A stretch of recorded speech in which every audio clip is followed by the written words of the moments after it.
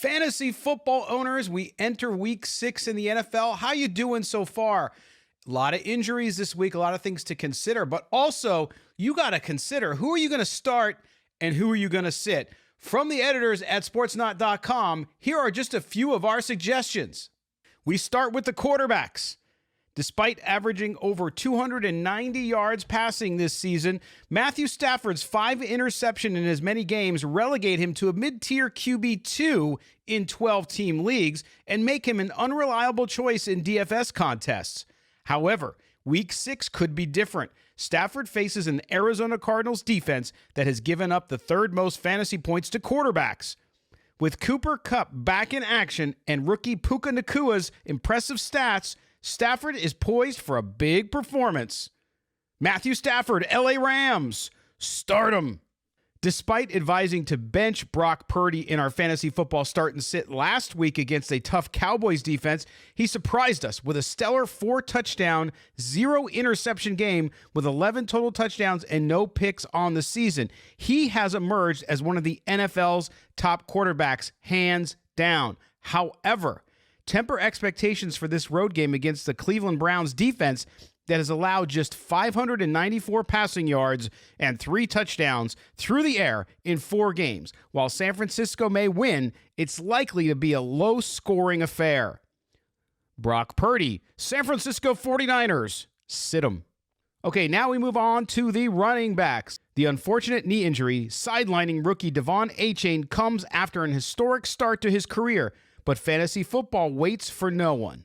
Enter veteran Raheem Mostert, who ranks as the NFL's third best fantasy back, largely due to his league-leading 8 touchdowns and a staggering 6.1 yards per touch.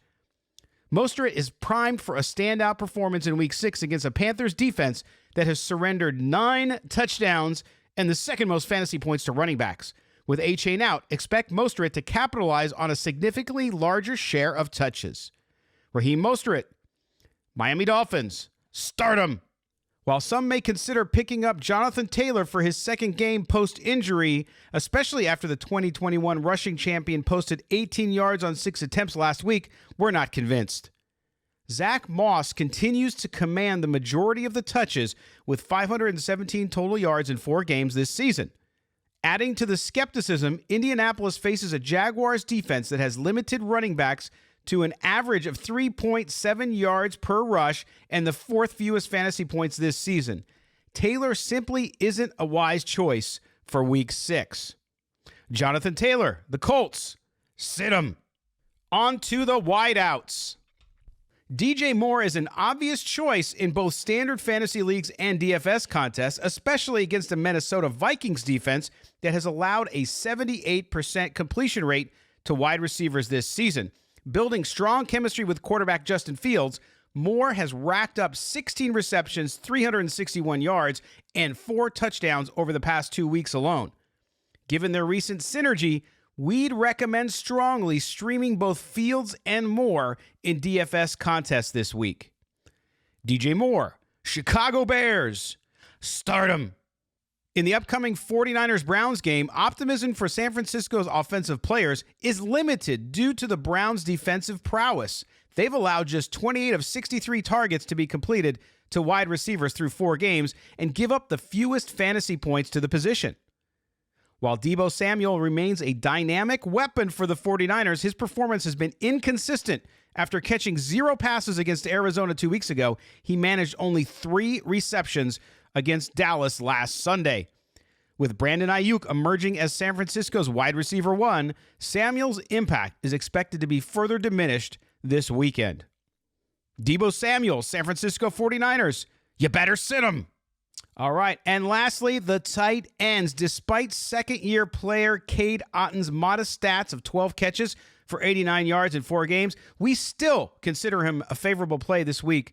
Again, Tampa Bay has had a full week to prepare for the Detroit Lions, who have notably struggled to cover tight ends this season, allowing 37 of 49 receptions to that position.